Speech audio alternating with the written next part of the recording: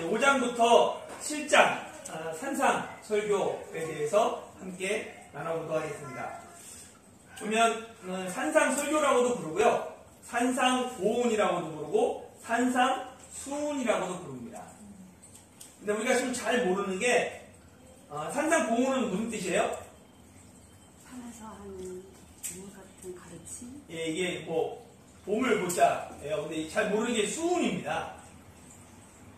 그래서 한자를 보면 예, 사람들이 이게 쇼를 생각해요. 받을 쇼를 생각해요. 근데 그게 아니라 이게 베풀수입니다. 그래서 산 위에서 말씀을 베풀었다.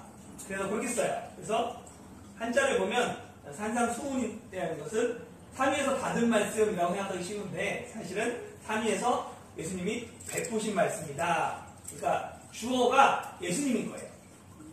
예. 그래서 그렇게 하고 마태복음에는 보면 5장부터 7장까지 기록되어 있는데요.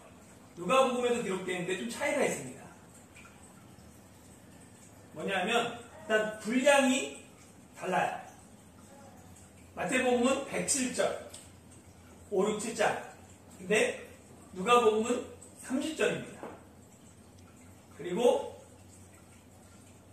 설교 장소가 다릅니다. 마태복음은 어디서 설교하냐면 5장 1절에 보면 예수께서 무리를 보시고 산에 올라가 앉으시니 제자들이 나온지라 해서 산이 되어 있고, 그리고 누가복음에 보면 누가복음 6장 12절 17절에 보면 뭐라고 되어 있냐면요, 함께 내려오사 평지에 서시니 제자들이 많은 무리와 예수님의 말씀을 듣고 나와요. 그래서 20절에 보면 예수께서 눈을 들어 제자들을 보여 이르시되 너희 가난한 자들은 복이 있나니, 이게 팔복으로 이어지는 거죠. 그래서 보면 여기 보면 평지에 서시니 라고 되어 있어요. 그래서 그 설교 장소가 산과 평지로 다른 것을 보게 됩니다. 그리고 그러면 과연 이 말씀이 어디서 했느냐라고 했을 때 우리가 예수님이 시험받은 그 장소가 다른 것처럼 마찬가지라는 거죠. 예수님의 사역은 공생의 기간 3년 동안 계속되잖아요. 근데 여기 보면 당연히 산에서도 가르치시며 평지에서도 가르치시게 되죠. 그 사람들 향해서 너희들이 정말 참된 복이 무엇인가, 그 다음에 이렇게 살아야 된다라고 말씀하실 때 때로는 산에서도 가르치고 때로는 평지에서도 가르쳤다는 거예요. 그런데 마태는 그 대상들을 위해서 산을 강조하고 말씀을 모아서 기록되는 것이고, 누가는 그거랑 상관없기 때문에 그냥 평지에서 알겠다라고 이야기를 하고 있습니다.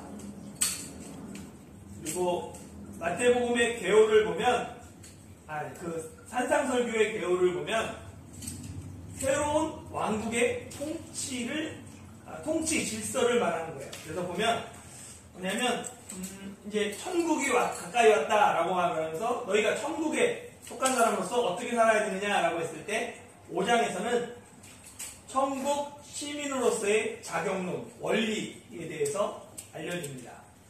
이거 6장은 천국 시민으로서의 생활론, 실천편에 대해서 알려주고요. 7장은 천국 시민으로서의 경계론, 이 울타리, 그래서 검증편이라고 그러는데요. 이걸 조금 더 자세하게 보면 5장 1절에서 12절은 팔복, 원리에서 팔복, 그 다음에 소금과 빛, 그리고 6가지 반제, 안티테제라고 그러는데, 너희가 뭐 이런 말을 들었지만 7장은 그것들을 풀어주는 이야기가 있고요. 그 다음에 6장에서는 생활, 실천편에서는 구제생활, 기도생활, 금식생활, 그리고 물질생활에 대해서 천국시민으로서 이렇게 생활해야 된다라는 것을 알려주고요. 그 다음에 7장은 경계론, 검증하는데 타인과의 관계에서 경계, 그래서 비판하지 말라. 그리고 자신에 대한 경계, 진리를 지키라, 기도에 힘쓰라, 황금률, 좁은 문으로 들어가라. 그리고 교회에 대한 경계, 거짓 선지자를 삼가라. 그리고 마지막으로 결론이 말씀 위에 집을 짓는 자, 하나님의 원칙으로 사는 자라는 것이 큰 개요입니다. 그 중에서 오늘은 첫 번째 5장에서 팔복에 대해서 살펴보려고 합니다. 팔복, 인간은 누구나 복받기 원하며 행복을 추구하는 존재예요. 이 신앙과 복은 뗄래야 뗄 수 없는 관계입니다. 그래서 왜 여러분들이 예수님을 믿어요 했을 때 사실은 복받기 위해서 이게 맞는 거예요. 다른 틀린 건 아니에요. 왜냐하면 하나님께서 인간을 맨 처음에 창조하셨을 때 가장 먼저 하신 것이 인간에게 복을 주시는 거예요. 하나님이 자기 형상대로 남자와 여자를 창조하시고 곧 그들에게 복을 주시며 이르시되 이러잖아요. 생육하고 번성하여 땅에 충만하라. 이 말씀이 창세기 1장 맨 처음에 하시는 말씀이 복을 주시네요. 그러니까 이 하나님이 인간을 창조하신 목적은 복을 주시기 위한 거예요. 복되게 하기 위한 것이죠. 그런데 이 산상설교는 하나님이 말씀하신 진정한 복이 무엇인가로 시작해요. 그러니까 사람들이 원하는 복하고 성경이 말하는 복이 좀 차이가 있다는 거예요. 그것에 대해서 먼저 알아야 된다는 거예요. 보면 팔복과 행복은 차이가 있습니다. 이 팔복을 쭉 보면 이게 과연 복인가 싶어요. 이게 정말 복인가 싶죠. 왜냐하면 세상 기준으로 봤을 때 이 팔복은 복이 아닌 것처럼 느껴집니다. 이 행복은 주관적이기에 각 사람이 느끼는 것이 달라요. 그러나 이 팔복은 세상 기준으로 보면 세상이 추구하는 행복과는 좀 거리가 있습니다. 사실 거리가 많이 있어요. 보면 이 행복과 성경이 말하는 축복의 차이가 있는데요. 행복은 해피니스라고 해서 해플에서 파생한 단어로 우연히 어쩌다가 얻은 거예요. 세상 행복은. 그런데 그래서 결국은 행복은 해프닝으로 끝납니다. 마지막에. 천국에 아무런 소용이 사실 없어요. 그 행복하고. 그런데 이 축복은 블레싱으로서 블리드에서 파생한 단어예요. 예수님이 우리를 위해 피 흘림으로 얻은 것이 축복입니다. 피 흘림이 있어요. 그 축복이라고 말할 거예요. 그러니까 세상이 말하는 우리가 추구하는 복은 행복인 경우가 많아요. 성경이 말하는 이 축복은 블레싱이죠. 피 흘림이 예수님의 피로 말미암아 내가 얻은 것이고 그로 말미암아 내가 다른 사람들에게 피 흘림이 나의 피 흘림이 있어야 되는 거예요. 그게 복이라는 거예요. 그러니까 그걸 봤을 때 세상 사람들이 이해하지 못하죠. 왜? 그게 행복한가? 그것의 차이점을 있습니다. 그래서 보면 그리고 이 행복은 주관적인 이 느낌이에요. 행복은 느끼는 거예요. 근데 축복은 피 흘리는 거죠. 그렇기 때문에 그 차이가 있고요. 팔복은 일이 아니라 사람에게 집중합니다. 그러니까 뭐 해라, 뭐 하면 복이 있다. 이게 아니에요. 네가 애통하면 복이 있다가 아니에요. 사람에게 집중해요. 네가 가난하면 복이 있다가 아니에요. 사람이 중요하죠. 그래서 보면 첫 번째 3절인데 한번 읽어볼까요? 시작. 복이 있나니 천국이 그들의 것이니요. 맨 처음의 복은 심령이 가난한 자입니다. 누가복음에 보면 사복과 사하가 있는데요. 사복에 보면 어떻게 기록되어 있냐면 아까 누가복음 6장 20절 보면 어떻게 되냐면 너희 가난한 자는 복이 있나니 이렇게 되어 있어요. 이 차이는 수신자의 차이다라고 되어 있습니다. 누가복음의 수신자 누구였어요? 데오빌로, 각하라고 불리는, 그러니까 나름대로 사회적 지위가 있는, 돈이 있는, 권력을 가진 사람에게 보낸 거죠. 사회적 지위가 있는 사람에게는 그냥 가난한 자가 복이 있다 하면 느껴지는 가난한 사람 이걸 때 알 수 있어요. 그런데 유대인들은 주로 가난한 사람들이에요. 그들에게 가난한 자 복이 있다 하면 원래 의미를 잘 못 알아들어요. 그러니까 너희 마음, 심령이 가난한 자가 복이 있다라고 말하는 거죠. 정말 가난이 무엇이냐라는 것을 알려주는 거예요. 근데 부자한테는 뭐 심령이 가난한 필요 없어요. 가난한 자가 복이 있다 하면 그게 느껴지는 것들이 서로 다릅니다. 그래서 심령이 가난한 자가 어떤 사람이냐 했을 때 세 가지를 살펴볼 수 있는데요. 첫 번째는 자기 자신에게 절망한 사람입니다. 그러니까 심령이 가난한 게 뭐예요? 네 스스로 절망해 본 사람. 절망 앞에 홀로 선 사람. 이는 경제적 빈부와 관련이 없습니다.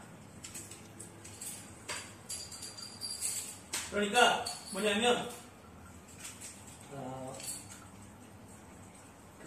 왜 가난한 자가 복이 있다라고 말하면 절망 앞에 섰을 때 부자는 의지하는 게 있잖아요. 자기의 권력을 의지하든 아니면 재산을 의지하든 뭐 관계, 인맥을 의지하든 나름대로 이 의지하는 게 있는 사람들, 그 사람들은 그 갈급하게 하나님을 찾지 않아요. 그런데 아무것도 의지할 거 없는 사람들, 그 사람들은 오직 하나님밖에 찾을 수가 없는 거예요. 그래서 그 절망 앞에서 하나님을 찾는 사람들이죠. 그래서 내 힘으로 안 되는 것이 있을 때 하나님께 기도하며 주님께 더 가까이 가는 것이 복이라는 거예요. 내 힘으로 안 되는 것이 있을 때 내 재물을 의지하고 내 인맥을 의지하고 내 경험을 의지하는 것, 하나님을 찾지 않는 것, 그건 복이 아닌 거예요.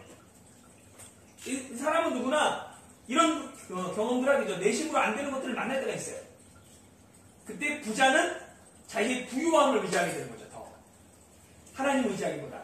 그렇기 때문에 가난한 자가 복이 있다는 거예요. 가난한 자는 의지할 게 없거든요. 그러니까 하나님 앞에 더 매달리게 되는 거예요. 그걸 분명하기 위해서 심령이 가난한 자가 복이 있다라고 말하고, 이 복은 뭐냐면 천국이 그들의 것입니다. 천국은 나의 힘이 아닌 예수님을 믿음으로 갑니다. 그러니까 나의 힘을 의지하면 천국을 가지 못해요. 그래서 첫 번째, 심령이 가난한 자는 자기 자신 앞에 자신에게 절망했던 사람입니다. 그리고 이것은 결국은 복음의 시작은 내 한계를 인정하며 내 자신의 절망하는 것에서 시작합니다.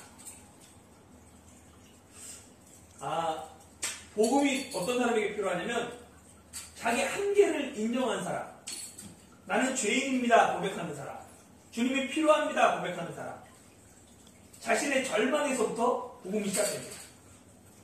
왜 부자가 복음을 받아들이는 게 어려워요? 절망할 때 다른 걸 의지하잖아요. 태국 사람들이 정말로 이렇게 힘들고 어려우면 하나님을 찾을 수 있어요.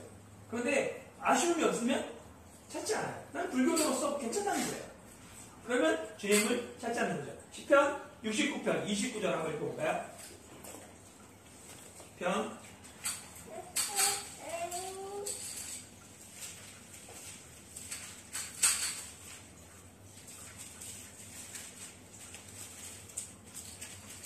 읽어볼까요? 시작. 오직 나는 가난하고 슬프오니 하나님이여 주의 구원으로 나를 높이소서. 가난하고 슬프기 때문에 주의 구원을 간구하잖아요. 하나님이 구원해 주시길 간구하잖아요. 그게 심령이 가난한 사람이에요. 두 번째는 하나님만 의지하는 사람입니다. 그래서 보면 이 본문에서 가난은 절대적인 빈곤 상태, 무릎 꿇지 않으면 안 되는 가난을 뜻합니다. 헬라어의 가난이 두 가지가 있어요. 하나는 상대적인 가난이 있어요. 대부분 우리 가난해요 라고 말할 때 요즘에 현대는 대부분 뭐예요? 상대적인 빈곤이에요. 그래서 이 절대적인 빈곤이 아니에요. 근데 절대적인 빈곤은 뭐냐면 정말 아무것도 없는 거예요. 그래서 무릎 꿇지 않으면 하나님 찾지 않으면 안 되는 가난. 상대적인 가난은 뭐냐면 다른 사람과 비교하면서 오는 거죠. 먹고 사는 것 이게 중요한 게 아니에요. 무엇을 먹느냐가 중요하죠. 거기서 오는 가난과는 다른 가난입니다. 그래서 이 가난 가운데서 하나님을 의지하고 찾는 사람에게 복이 있다라고 얘기해요. 자기 죄를 해결하기 위한 인간의 두 가지 방법이 있습니다. 하나는 뭐냐면 소극적인 방법과 적극적인 방법인데, 소극적인 방법은 죄를 은폐하고 전가하는 거예요. 그래서 아담과 하와가 범죄하고 나서 숨는 거죠.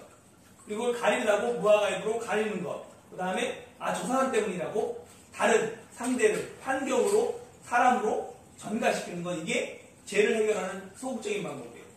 적극적인 방법은 뭐냐면 우상을 만들어 섬기는 거예요. 우상을 만들어서 이게 신이다. 내가 경배하고 내가 절하면서 그 문제를 해결할 수 있다라고 우상에게 힘을 실어주는 것이죠. 근데 하나님께서 요구하시는 것은 인간의 의로움이나 종교적인 열심이 아니라 철저하게 심령이 가난한 자가 되는 것이죠. 그러니까 죄를 해결하는 방법, 인간이 찾는 그 두 가지 방법으로는 해결할 수 없어요. 하나님이 요구하시는 게 있어요. 그건 뭐냐면 나의 의로움이나 종교적 열심이 아니에요. 내가 가난합니다. 나는 할 수 없습니다. 하나님만 찾는 사람. 그것이 하나님이 요구하시는 것이에요. 그래서 심령이 가난한 자가 천국이 그들의 것이 되는 것이죠.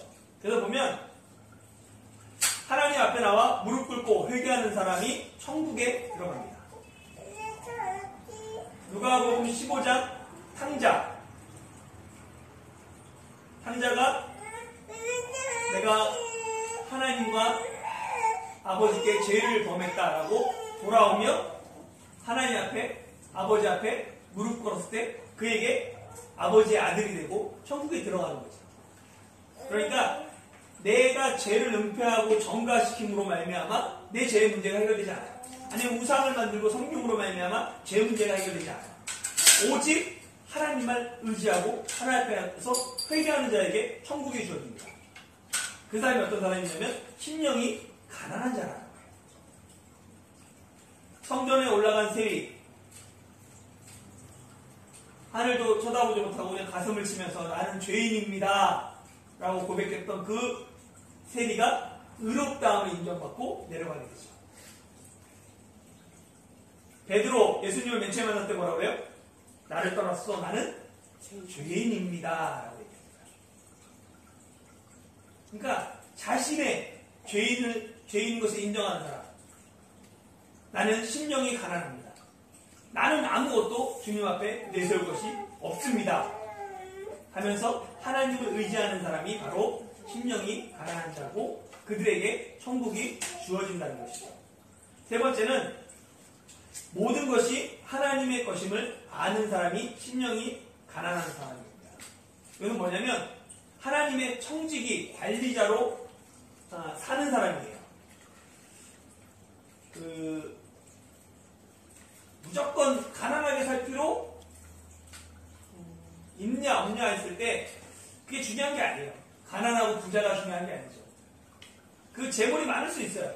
근데 그것이 과연 청지기 자세로 살아가느냐, 그걸 하나님 거로 인정하고 살아가느냐는 거죠.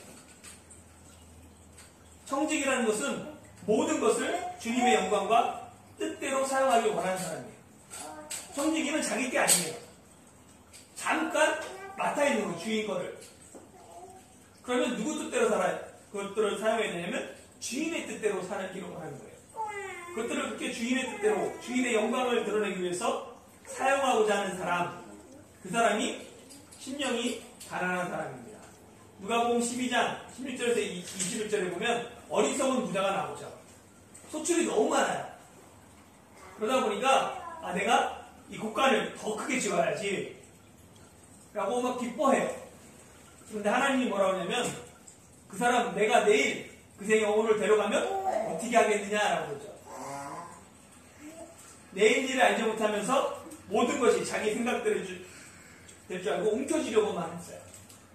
그 사람을 향해서 뭐라고 하냐면 어리석은 부자다라고 얘기해요. 청지기 자세가 없는 거죠.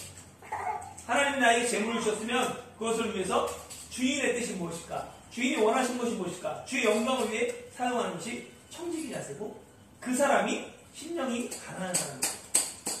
꼭 가난할 필요가 없죠. 청지기 삶이기에 어떤 형편이든지 감사할 수 있다.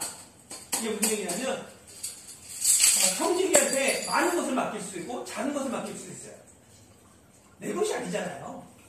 주님이 필요에 따라 맡겨주신 거예요. 그럼 내가 어느 형편에 처하든지 감사할 수 있어요. 사업이 잘 안 돼도 감사할 수 있어요. 그게 왜냐면 내 욕심을 위해 사용하는 게 아니니까. 하나님께서 하나님의 영광을 위해 사용한다면 안 되면 그걸 통해서 그래도 하나님께서 뜻이 있다라고 감사하며 어느 형편이든지 주님 앞에 감사할 수 있어요. 그래서 심령이 가난한 사람은 매 순간 감사하게 됩니다. 그래서 어디나 주님 모신 곳이 하나님의 나라가 되는 것이죠. 그래서 천국을 통치의 개념으로 이해하면 천국이 그들의 것이미요를 주님의 다스림을 받는다는 의미로 해석이 가능합니다. 지난주에 천국 얘기할 때 말씀드렸어요. 나는 부자라 부유하여 부족함이 없다 하는 사람은 주님의 다스림을 받을 필요가 없어요. 라오디게아 교회가 그랬죠. 나는 부자라 부유하여 부족한 것이 없다. 그러니까 하나님이 나를 다스릴 필요가 없어요. 하나님 찾지 않아요. 그러나 심령이 가난한 사람은 주님의 다스림을 구합니다. 나를 다스려주세요.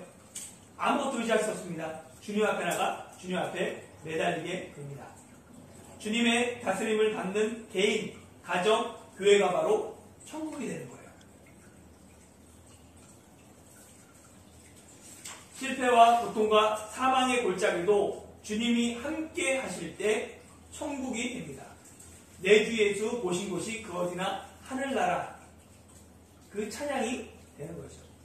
우리 삶에 실패, 고통, 이 사망의 골짜기가 저주가 아니에요. 이 축복론에 빠지면 이걸 저주라고 얘기하죠. 네가 병든 거 저주고, 이 사업이 잘못된 거 저주고, 네가 실패하는 거 저주고, 네가 고통받는 거 저주라고 얘기해요. 그러나 중요한 건 그 결과가 아니라 그 상황에서 주님이 나와 함께 하시냐가 중요해요. 그러면 그 상황에서 뭐 할 수 있다고요? 감사할 수 있어요. 어떤 형편에 처하든지 감사할 수 있어요. 그리고 주님을 함께 동행하면 거기가 천국이 되는 거예요. 동일한 가정 가운데서라도 정말로 잠언에서 얘기하는 게 뭐냐면, 아무리 좋은 것을 먹고 좋은 집에 살아도 형제가 화목하지 못하면 그것이 하나님의 통치가 아니야. 그게 과연 하나님 나라가 어떤 의미인가 다시 한번 돌아볼 필요가 있습니다. 그래서 이 팔복이라는 건 하나님 나라를 사는 사람들의 진정한 복이 무엇이냐로 시작하는 거예요. 우리가 갖고 있는 생각, 우리가 추구하는 것, 그것이 과연 하나님 나라의 복이냐라는 것들을 돌아보게 합니다. 두 번째는 애통하는 자가 복이 있다라고 이야기합니다. 이사야 60장 2절에 보면 모든 슬픈 자를 위로하되, 그러니까 메시아가 오셔서 하시는 사역, 가난한 자에게 복음이 전파하며 갇힌 자에게 노임을 얘기하고, 그럴 때 이사야 60장 2절에 보면 모든 슬픈 자를 위로한다라고 얘기하고요. 그 다음에 애통은 자신의 가난함을 깨달을 때 생기는 감정입니다. 이게 뭐냐면 그냥 슬퍼하고 눈물을 흘리고 이게 아니라 가난함을 깨달음으로 말해요. 나는 아무것도 아닙니다. 주님이 필요합니다. 라고 깨달은 사람은 뭐예요? 애통하게 된다는 거예요. 이사야 6장 5절에 보면 이사야가 성전에서 하나님을 만나요. 그때 뭐라 하냐면 파로다 나여 망하게 되었도다 라고 얘기하죠. 그리고 로마서 7장 24절에 보면 사도 바울이 오라 나는 곤고한 사람이로다 라고 얘기해요. 그러니까 자기 자신에서 깨달은 거예요. 내가 죄인이라는 걸. 내가 하나님 앞에 설 수 없는 존재라는 걸. 그 사람은 눈물을 흘리며 주님 앞에 나가게 된다는 것입니다. 그래서 하나님 앞에서 자신의 참모습을 지키지 않은 사람의 삶은 달라진다라고 되어 있는데요. 우리가 하나님 앞에 애통하며 주님을 찾지 않는 건 나는 그래도 괜찮아. 나는 이 정도면 됐어. 하는 마음이 있기 때문에 그래요. 사실은. 그래서 정말 내 자신을 보면 하나님 앞에 하나님을 찾으며 눈물을 흘리며 저를 불쌍히 여겨달라고 그렇게 나갈 수밖에 없습니다. 그래서 삶이 달라지고요. 애통하는 자는 첫 번째는 내 죄로 인해 애통하는 사람입니다. 애통하는 사람을 주님은 위로하시는데요. 애통이 그냥 슬퍼서 오는 게 아니라 내 죄 때문에 내 죄 때문에 하나님 앞에 나가 애통하는 게 첫 번째 그 애통하는 사람이고, 두 번째는 뭐냐면 타인의 죄에 대해 애통하는 사람. 그러니까 여기 위에 보면 시편 51편은 그 다윗이 그 밧세바 그 사건으로 말미암아 애통하는 거죠. 타인의 죄로 말미암아 애통하는데요. 애통하는 사람은 타인과 세상의 죄에 대해 눈물을 흘리기 위해 관심을 갖는다. 한번 찾아볼까요? 시편 119편 136절.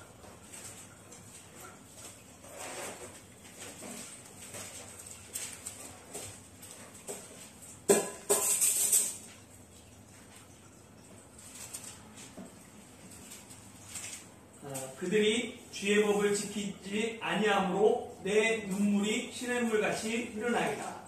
사실 무슨 상관이에요? 그들이 주의 법을 지키든 안 하든. 그런데 그들의 주의 법을 지키지 않고 하나님의 말씀을 따르지 않는 으로 말미암아 내가 애통하죠. 예레미야 4장 19절 찾아보면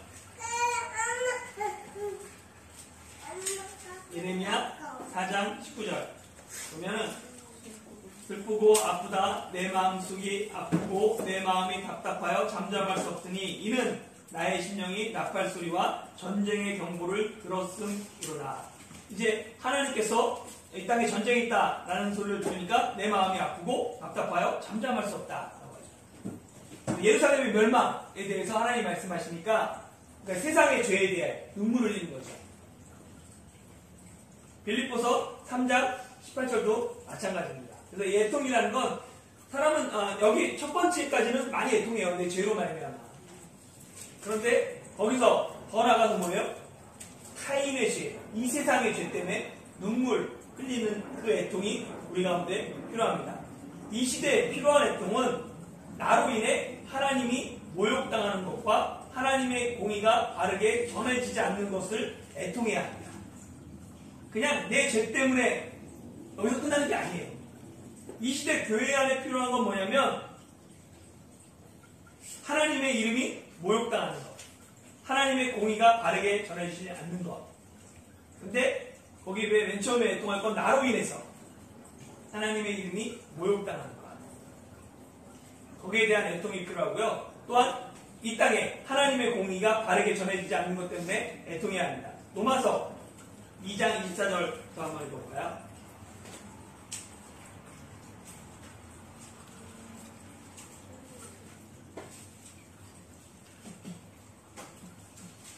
로마서 2장 24절 기록된 바와 같이 하나님의 이름이 너희 때문에 이방인 중에서 모독을 받는도다. 하나님의 이름이 나 때문에 믿지 않는 사람들에게 모독받는 거 두려워해야 돼요. 거기 때문에 눈물을 흘리고 아파야 됩니다. 에스겔 9장 4절 볼까요?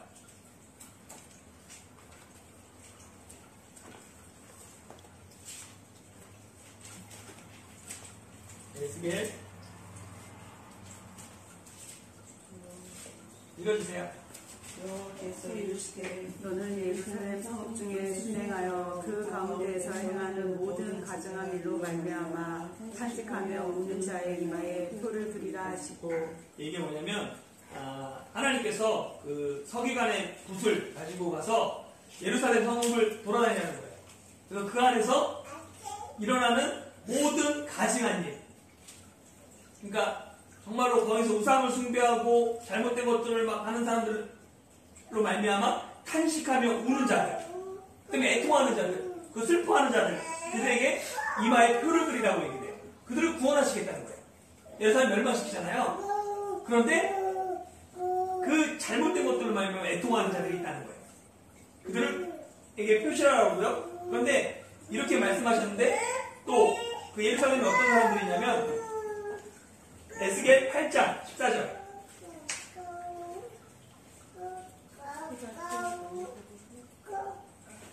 (8장 14절) 보면 그가 또 나를 데리고 여호와의 전으로 돌아가는 문에 이르시기로 보니 거기에 여인의 여자가 담무스를 위하여 애곡하더라. 예루살렘 성에 갔더니 여인들이 궁문에 앉아서 담무스를 위해서 애곡합니다. 이 담무스가 뭐냐면 여기 보면 바벨론 신으로 겨울에 죽었다가 봄에 다시 살아나는 곡물의 신이에요.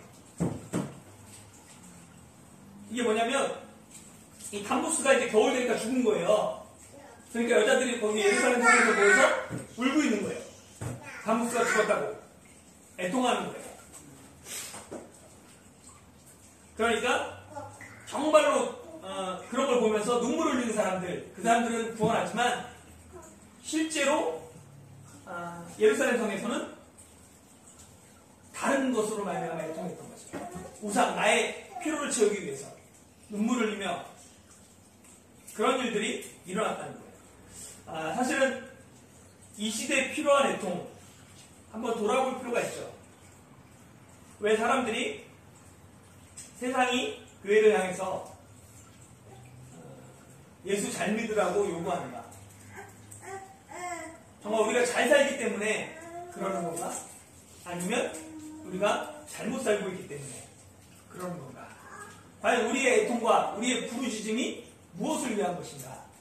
한번 돌아볼 필요가 있습니다. 그리고 과연 나는, 그걸 떠나서 그럼 나는 나를 통해서 하나님이 영광을 받으시는가? 하나님의 이름이 높아지는가? 아니면 하나님의 이름이 모욕당하는가? 이것을 돌아볼 필요가 있고요. 세 번째는 자기 의에 대해 애통하는 사람입니다. 그러니까 그 첫 번째 자기 죄에 대해서 애통하고 타인과 세상을 향해서 애통하는 사람들, 그 사람들이 빠지기 쉬운 게 뭐냐면 뭐예요? 자기 의입니다. 그래서 자기 의는 교만과 우월 의식에서 옵니다. 누가복음 18장 계속 나오는 건데요. 이게 뭐냐면 성전에 올라간 바리새인과 세리의 기도. 바리새인의 기도 한번 읽어볼까요? 누가복음 18장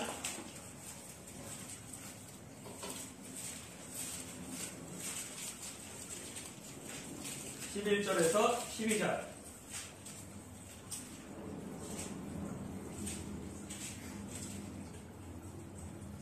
읽어볼까요? 시작. 바리새인은 서서 따로 기도하여 이르되 하나님이여 나는 다른 사람들 곧 토색, 불이, 간음을 하는 자들과 같이 아니하고 이 세리와도 같이 아니함을 감사하나이다.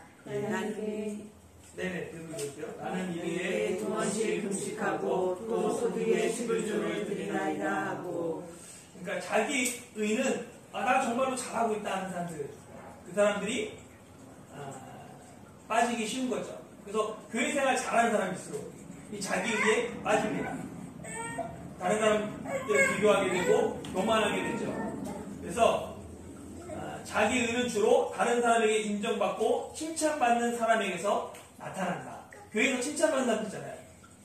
저분 정말로 신앙 좋으셔, 믿음 좋으셔 하는 분들이 알게 모르게 자기 의에 빠지게 됩니다. 기도 많이 하는 사람들, 성경 말씀 잘하는 사람들, 교회 생활 오래 했다고 하는 사람들, 이런 사람들이 빠지기 쉬운 게 자기 의예요. 자기 의는 타인이 나를 알아주길 원하는 마음과 타인에 대한 정죄로 나타납니다. 그래서 내가 무엇을 했을 때 다른 사람이 나를 알아주길 원하는 마음이 있고, 또 하나는 뭐냐면 다른 사람에 대해서 정죄하는 마음. 나는 저 세리와 같지 않다고 하는 그런 마음이 자기 의로 나타나는 거죠. 근데 애통하는 사람은 이 자기 의에 대해서 애통해야 되는 거예요. 그러니까 1번, 2번을 잘하는 사람은 돌아봐야 되는 거예요. 혹시 내 안에 자기 의가 없나라는 것들을 돌아보면서 하나님 앞에 눈물로 회개하고 애통해야 되는 거죠. 애통하는 자가 받는 위로가 있습니다. 첫 번째는 죄 용서의 위로를 받습니다. 자기 죄 때문에 애통하는 자, 이게 회개하는 사람이죠. 이런 사람이 구원의 위로를 받죠. 그 죄 용서의 구원의 위로를 받습니다. 그리고 하나님의 임재의 위로를 받습니다. 그래서 애통하는 자가 위로를 받을 것이며 라고 말할 때, 여기서 위로는 파라칼레오라고 하는데요. 파라는 뭐뭐 곁에 가까이 전치사고요. 이거는 아까 그 에클레시아처럼 칼레오, 부르다라는 칼레오가 합쳐진 거예요. 그러니까 뭐뭇의 곁으로 뭐뭐 가까이 부르다라는 뜻입니다. 그러니까 위로라는 게 뭐냐면 주님 가까이 부르는 거예요. 주님께서 내 옆으로 부르는 거예요. 그게 위로라는 거예요. 그 언어의 뜻에 보면. 그러니까 참된 위로는 어디서부터 오냐면 주님이 임재하시는 것, 나와 함께 하시는 것, 내가 주님 가까이 있는 것, 그것이 위로가 됩니다. 그래서 애통하는 자에게 하나님의 위로가 있네요. 그러니까 주님께서 임재하세요. 주님 곁으로 품어주세요. 주님이 안아주세요. 그것이 임재 위로를 받는 거고요. 세 번째는 미래 천국의 위로를 받게 됩니다. 계시록 7장 16절에서 19절 찾아볼게요.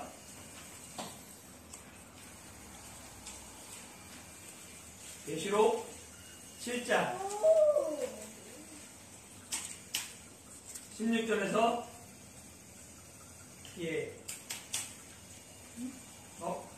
19절 아니라 17절이네요. 17절. 16절 17절 읽을까요? 시작. 그들이 다시는 줄이지도 아니하며 목마르지도 아니하고 해나 아무 뜨거운 기운에 상하지도 아니하리니 이때는 보좌 가운데 계신 어린 양이 그들의 목자가 되사 생명수 샘으로 인도하시고 하나님께서 그들의 눈에서 모든 눈물을 씻어주실 것입니다. 예, 하나님께서 모든 눈물을, 애통을 씻어주실 거예요. 사실 우리가 그 영적인 의미로 죄에 대해서, 타인을 위해서, 그다음에 자기 의를 위해서 눈물을 흘리지만 누가복음에 보면 그냥 애통하는 자, 실제로 눈물을 흘리는 자가 복이 있다고 얘기해요. 그 눈물이 왜 흘리냐면 주님으로 말미암아, 목마름으로 말미암아, 사랑으로 말미암아 애통하게 되죠.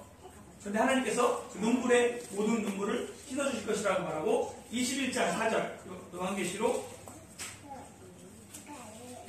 21장 4절에 보면 역시 마찬가지로 태양과 새 땅의 용으로 말미암아 모든 눈물을 그 눈에서 닦아주시니 다시는 사망이 없고 애통하는 것이나 독하는 것이나 아픈 것이 다시 있지 아니하니 처음 것들이 다 지나갔음이러라.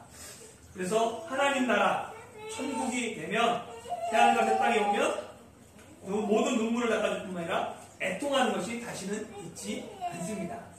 그래서 그렇게 미래 완성시키실 것이고요. 일단은 여기까지 오늘 하고요. 같이 나누고 그 다음에 다시 이야기를 다음 주에 이어서 하도록 하겠습니다.